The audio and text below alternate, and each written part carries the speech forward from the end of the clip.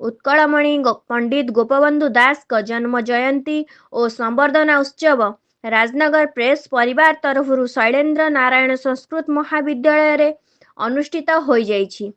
एही कार्यक्रम रे ओडिशा प्रशासनिक सेवा परीक्षा रे कृतित्व लाभ करिथिबा 4 जनଙ୍କୁ संबर्धना दिया जाइथिला।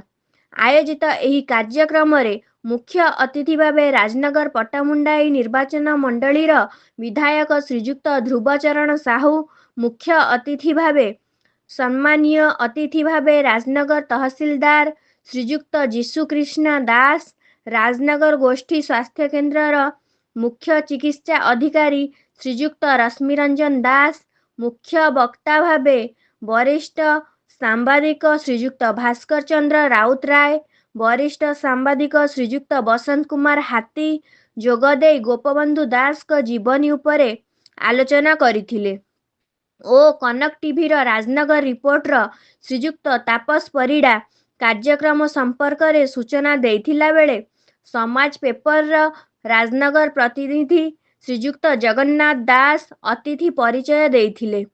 हंसुआ कला प्रतिष्ठान पक्षरु स्वागत संगीत परिवेषण करा जाइथिला।